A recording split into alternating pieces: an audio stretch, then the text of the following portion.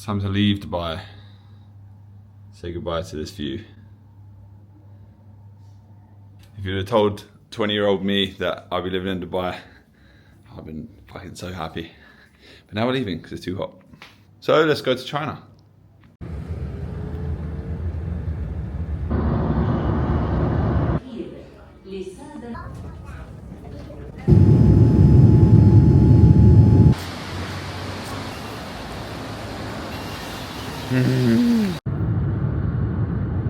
Just got to China, now we're heading into Guilin. But yeah, we've been battling the old VPN situation. I'm going to probably post this once I'm outside of China so I'm not locked up in some Chinese prison. But yeah, the VPN stuff out here is mad. Slack's banned, Zoom's banned, Google's banned, everything's banned. So trying to run multiple businesses is pretty tough, but should be good. Only here for like a week and a bit and then we're cracking on. But yeah boy, has found a way around the old VPN situation, so we'll be still working, which is good. Anyway, let's go.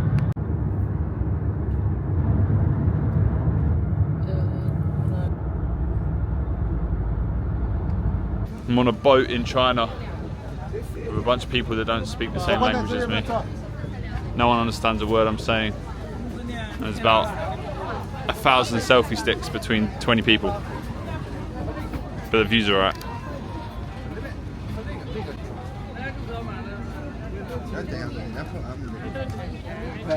好，那注意啊，我们的游船呢，现在航行到这里呢，就是 Yes, bro. 斗柄舱了啊。什么叫斗柄舱呢？ Get that selfie. 因右岸柄和斗柄舱。 We live in. 那这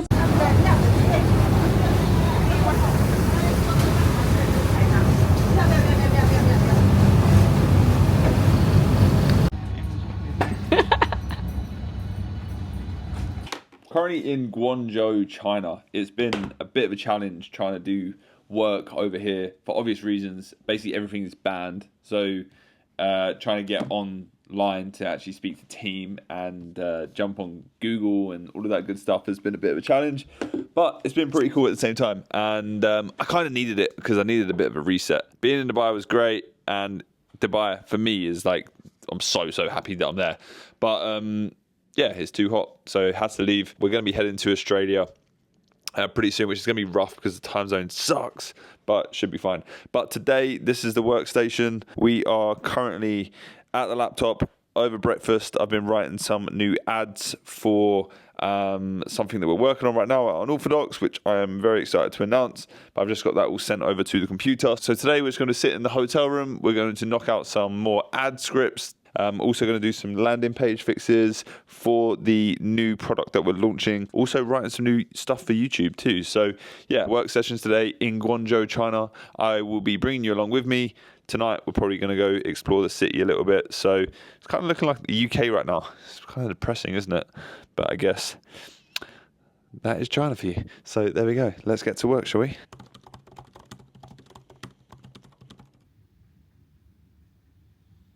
Quick hack for when you're running ads. Now I learned this from William Brown. Go and write 10 hooks and then go and write 2 bodies of text. So the bodies of text is basically the big bulky part of your ad script.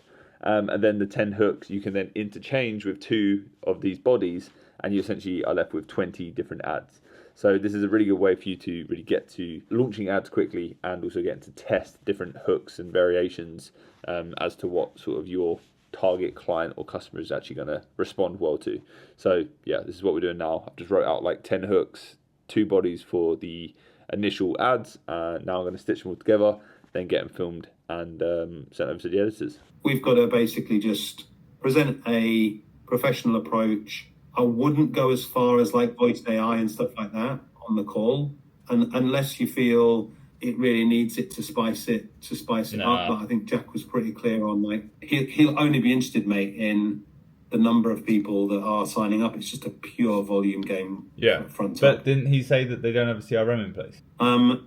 I'd have to check back. I think that's what manages all the claims and stuff like that. But they don't have anything in place that, from my understanding, that is like smart and managing the leads. So I think it's just an opportunity to ask those questions. The done for you opportunity is like 5k per month. It is a fucking well-oiled machine. I feel like that is the done for you part, isn't it? Like yeah, guys, we do this. Yeah, I mean, my line with that on a couple of people recently has been, look, what could we do for them? What are the additional things that we can do given the size of the prize and the opportunity? I think it's a golden opportunity, like you say, to be... I think if you manage any conversations around the analytics side of things, and then I'll manage anything on the CRM and sort of leading down that route. Perfect. Cool. Yeah, easy. Sounds good. And I've got a call with another K client at 10:30. Warrant them to have a claim, and then taking them through that next step of what it looks like in terms of your team taking over and helping them through the claim process. So that's completely custom to you guys. And the way that we do this is we have different AI that we can tie into it. So instead of you having to manually send back and forth emails, this can be done on a much larger scale where there's AI actually having conversations with people. We set it with some questions that we want to ask to qualify these leads. You would then have 1,000 individual conversations where this AI agent chats to every prospect, really trying to identify what claims they have. Maybe it's going through and identifying lenders. Maybe it's going through and storing notes for the team to then say, okay, look, great, this one's... It's probably easier for us to show you kind of what it looks like, and once we've qualified everything and got what you need. Okay, what a day. It's been a long one. So, as you can see, let me show you this. It looks completely stupid, but got the old Chinese vacation rig on lock. That is a light attached to the top of my camera that's just floating there. But yeah, pretty cool backdrop. As you can see, we've lost the rain now, which is nice. But just finished and wrapped up on a call with a pretty big client. So that is a client that has been introduced to us through the partnership that we have. And they really want us to step in and help with their lead management using AI voice, using AI on SMS and on WhatsApp and all that good stuff. And that is where they really need support. So these guys have like a stupid budget. They're spending so much money generating leads, but they're not looking after the leads. They're not doing any sort of lead management.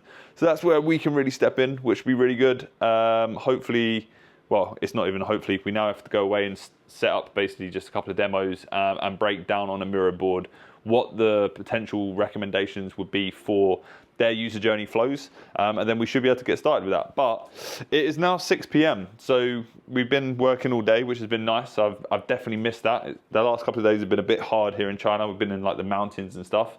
But now I'm going to head to dinner. So just going to go meet the girlfriend and yeah, grab some food. But yeah, in Guangzhou, in China, it's nice.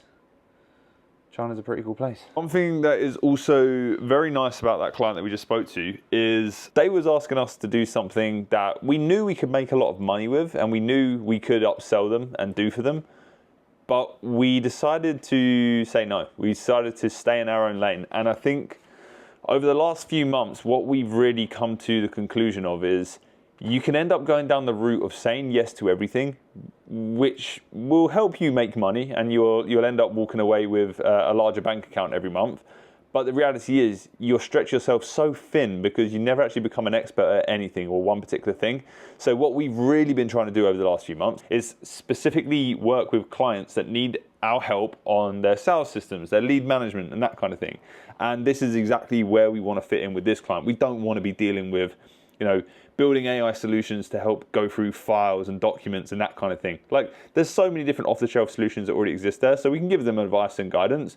But where we can really help and where we can really make good money and where we have our systems built up and our team in place already is sales systems, is lead management. And to some people that may sound crazy, especially when this one client probably has a budget of about 10K alone per month to be paying someone to do it. But yeah, we turn it away, and I feel like that's a pretty good position to be in, and I'm very grateful for that because yeah, the business of course could do with the money, but we also are mature enough to understand that it's not always good to just say yes to everything just for money, because it's a dark path that you will struggle to get out of. So that is that. Let's go for dinner. The first decision I've ever got to make every single day is, do I go for the old crocodilians or the Air Force? There we go. Probably going to go for the old the Crocs, just because, fuck, they look good, don't they? I've had them bad boys for, I would say, probably 4 years now. Paid 15 Australian dollars for them, and they work a treat.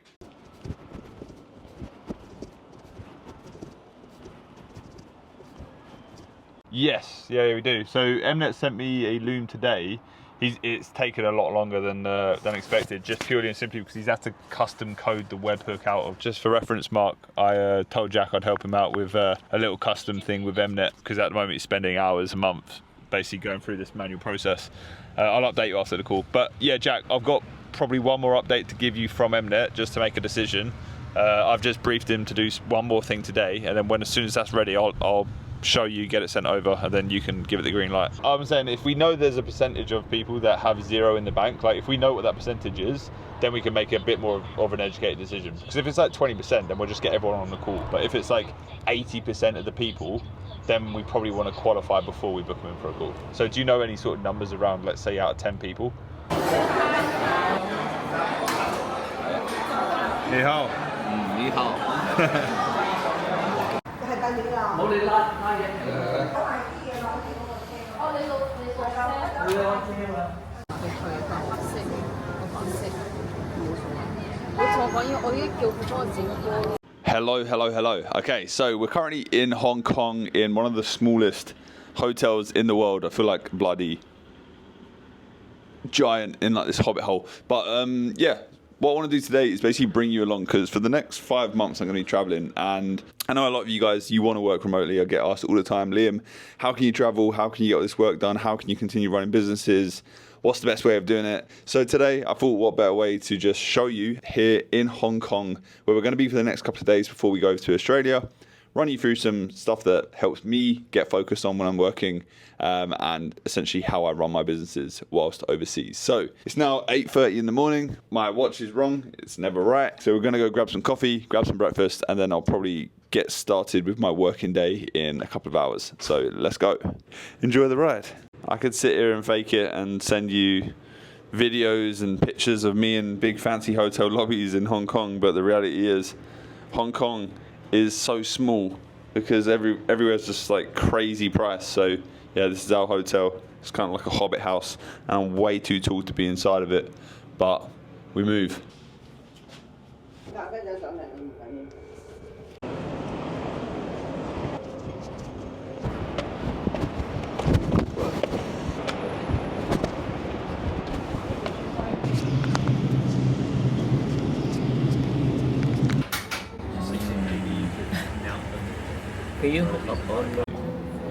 So that's the coffee wrapped up. Now we're going to go grab some food.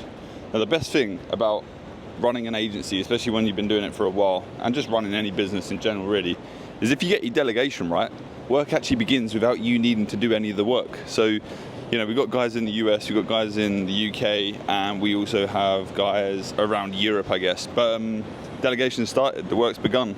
We've got client work being pushed out already, and I've just had a coffee in the morning, so there you go. It's not all reliant on you, and that's how you run an agency and not a freelancing firm.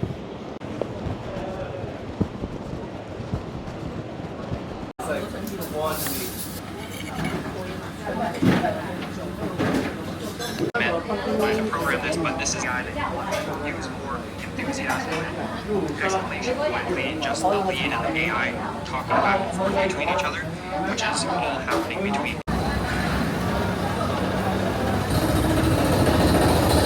For that demo, all I wanted to do really was just outline what we can do with the WhatsApp bot, with the SMS side of things and just the conversation side of things, and then leave out the calendar and stuff. I think the demo you just filmed though is very good, and we can definitely use that for just in general other clients. I'm walking through the streets of Hong Kong right now, and it's definitely not the easiest place to be sending voice notes, as you can probably hear. And we're back. Okay, so it's like 85%, 90% humidity right now in Hong Kong, so absolutely sweltering. I'm going to jump in the second shower of the day. I won't bring you along for that one, you cheeky bastards, but yeah, we're going to jump straight back into work after that. And this is the workstation the girlfriend has kindly left me to clear up. So, nice. Some makeup shit to move, and then we can get back to work. But yeah, sent out a couple of looms, sent out a couple of voice notes to some team members, delegating their tasks and getting them ready for the new day tomorrow for when they wake up. A lot of them are based in the US. No calls coming in, everyone else is asleep. Perfect, this is how you can get some deep work done. Let's go get ready, and then we'll clear the desk and get to work.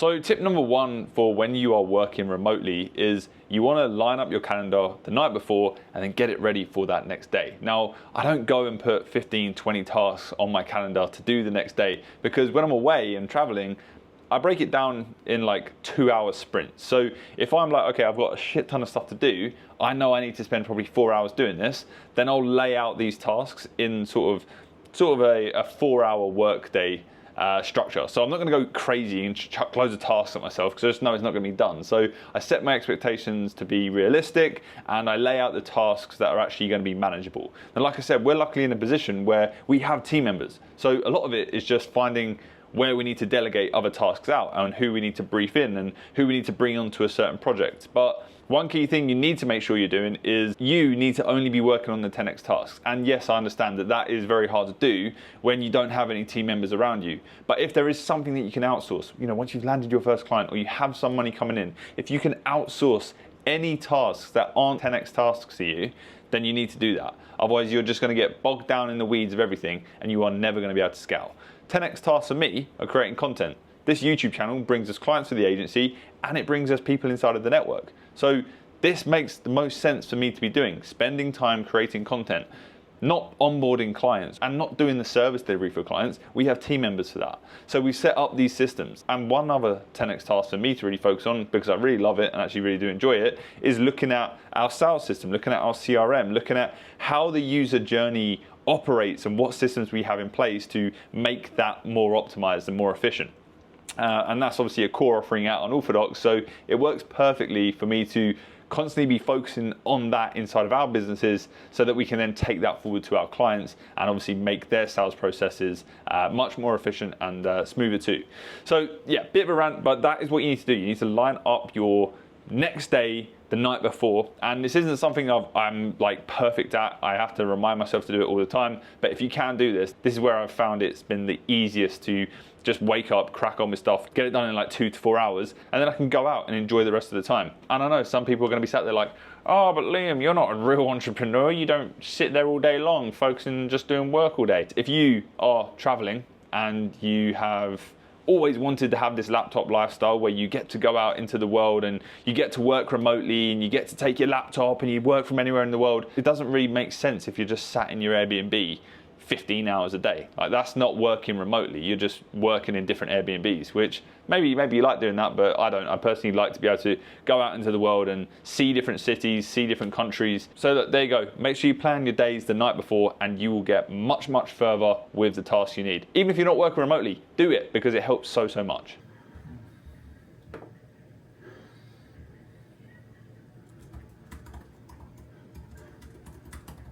I wanted to share this with you guys because maybe some of you are feeling the same. And I get asked a lot inside of just like Instagram polls that I do. People always like, oh, Liam, like, why aren't you staying in like nicer hotels? Why aren't you driving a nice car? Why aren't you wearing more designer clothes and stuff like that?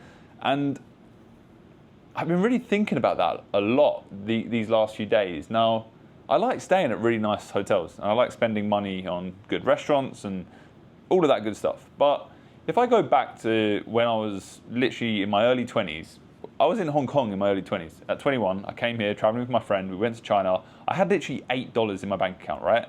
And those were the best times of my life. I had the most fun then. I wasn't worried about like money. I wasn't worried about anything else. I was just focused on having a good time. And yeah, it was pretty reckless, getting drunk all the time and all that good stuff. But I was in Hong Kong with no money, and now I'm here in Hong Kong after generating millions of dollars online.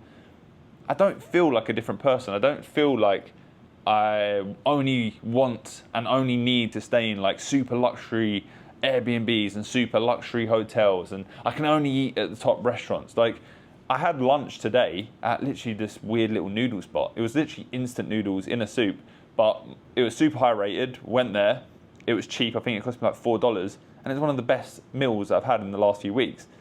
But some people online, they wouldn't even step foot in that place, because when they start to make money, they sort of become this person that they're not. Like, you go to Dubai, for example, living there, it's like everyone starts to slowly dress the same. And I've kind of fallen into that trap a little bit, where if you look at Iman Gadzhi, look at his outfits, you'll notice that every single other person online pretty much dresses the same as Iman.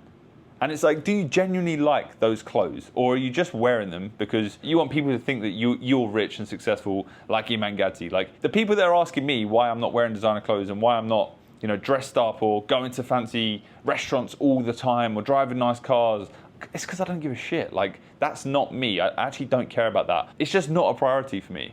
The main priority in my life is actually building my business and building a good relationship and, you know, a future family with my girlfriend, and then obviously my family as well.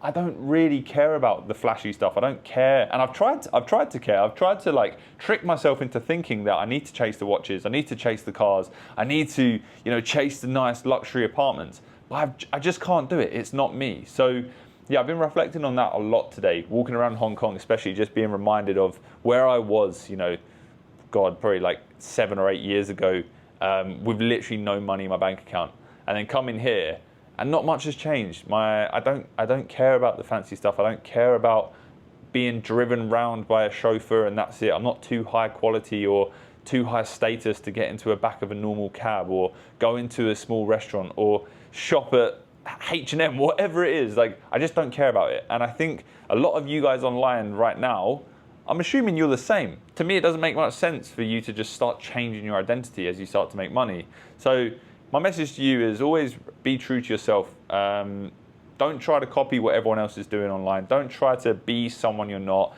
Don't try to just emulate other people and constantly look for the approval of others to feel successful. It doesn't work like that. And I've done it. I've tried it. It doesn't work. And it ultimately just doesn't make you feel good. So random rant from me there. But that's it. And this is what I want the channel to be moving forward. I want to be, you know, true to myself. I want to be true to you guys. I want to show you that making money online doesn't mean you have to go and wear fucking loafers that you don't like, or straight chino cut pants with a waistcoat on and a high turtleneck sweater. Like, it doesn't need to happen like that. You can just be yourself. You don't have to be reborn into this mini Iman Gadzhi, which unfortunately a lot of people, especially in the agency space, seem to just flock to.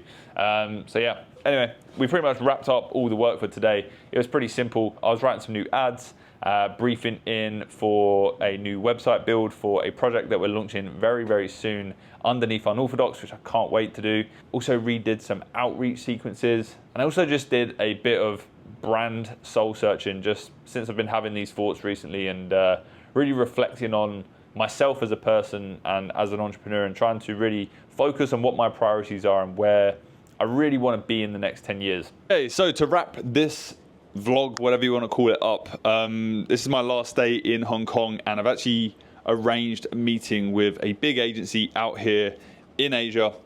They cover Hong Kong, Japan, Taipei. They're in China mainland as well. So yeah, we're going to meet them, have a coffee, and chat through a potential partnership, and potentially helping them start using AI inside of their agency too. So I'll see if I can film anything, but if not, I'll give you a running update of what comes from it. But yeah, we're always down to meet other agencies. So if you've got an agency or you're looking to build an AI agency or introduce AI into your services and the clients that you're working with, we always partner with agencies. So hit us up and we can arrange a meeting just like today.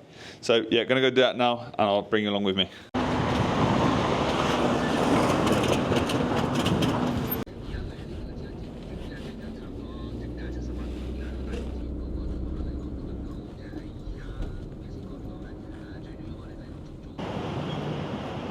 Okay, so we're all wrapped up with that meeting now. That was the last one for the trip here in Hong Kong. Really, really good. Met a bunch of guys that run an agency currently here. They're probably gonna be watching this video too.